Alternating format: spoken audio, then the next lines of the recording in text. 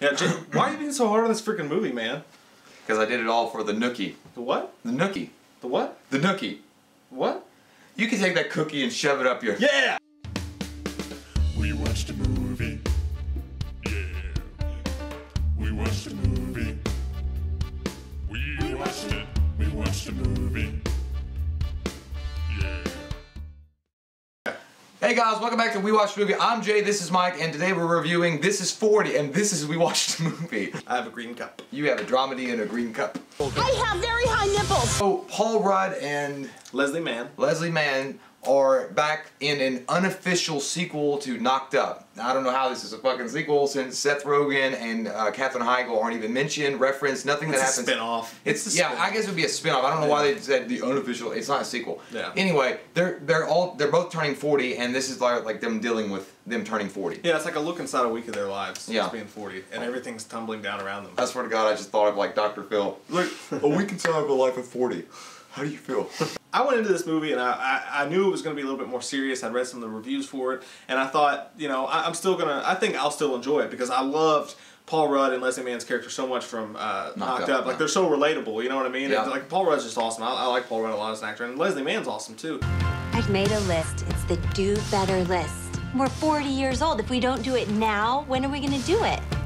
Your eyes are kind of glazing over. No, I'm processing it all. But I really wanted to enjoy it, and it's not as funny as Knocked Up, and it's not meant to be quite as funny as Knocked Up, but the thing is that it gets a little bit too dramatic. You understand, like, they didn't want to be generic and just have, like, a love story and have, like, everything be simple and an easy fix, but they took it too far into the other side of the spectrum, I think. I think that's what my point was, is I think that Leslie Mann and Paul Rudd are completely relatable people. Judd Apatow does a great job with dialogue to make you feel like you can relate to everything that's going on in their lives, which is cool. And the parts that were meant to be funny in this were really funny, but the parts that were really dramatic, they were really over-the-top dramatic, and they happened all the time. They were really stretched out, and I was like, God damn. I was like, you're like, yay! Fuck yeah, it's so funny. They're like, fuck, I want to go get a drink. Like, there's a part where Paul Rudd's crying in the freaking car, and I'm like,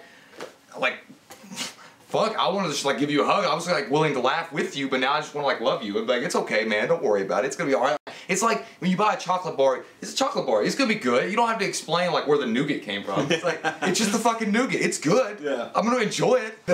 You don't have to say, well, the nougat came from California in a processing plant, and the chocolate came from Arizona in another processing plant. And they put it together. It's like I don't need to know. Yeah. Just give me the goddamn chocolate. Yeah, but that being said, some of the stuff you could really relate to. I need you to look at something. Can we just keep the small shred of mystery in our relationship?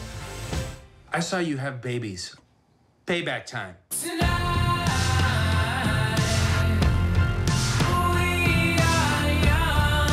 There's one scene at the end where everything's really falling apart, and Paul Rudd's driving on his bicycle, and he hits a car or whatever, and he gets up, and the guy's like, "I'm not looking out for you. Why should I be looking out for you?" And he's like, "Damn it, nobody's looking out for me." And like he gets pissed off and like gets in a fight with the guy. But like moments like that, you're like, being a guy especially, you know, with a child, I'm like, dude, I know, right there, I know. And that's what basically this movie's meant to be, is for couples to be like, I know, you know, you see a fight, and you're like, I know what's going on there. I know what you're going through, bro. Like, it's the same thing. It's like, you know, it's very relatable at parts. And Paul Rudd and Leslie Mann are still freaking hilarious. But it's like, they had these awesome scenes, like when they're in the hotel room, you see part of that in the trailer. Like, you wanted to see more of the happy times a little bit, you know? Yeah, I actually was going to agree with that. I think that the trailer for this movie is really misleading for a lot of the audience, because I'm not saying that a lot of people aren't going to go see this and have a good time. Usually people that are in their, you know, mid-30s or maybe early 30s are going to go have a good time seeing this movie, because it is a really relatable movie if you're married and have children or something like that. I lie about my age, okay? Okay. Okay? Okay. Okay. I know how old you are by counting the rings. By the way, there was a guy and a girl like literally sleeping. Like they were like camped out in the theater when we were leaving. They're like, oh. They were leaning back in their seats, and my wife was like, "Wake him up!" And I was like, "I don't want to wake him up." And she's like, "Well, just wake him up!" And I was like, hey man, and he didn't move, and I was like, I'm not fucking touching And it. then like if you picked up a stick and you touched it like an Austin Powers, you're like, you don't know what people are gonna do when they're sleeping when you try to wake them up. You fucking know? have a gun. He's like, what?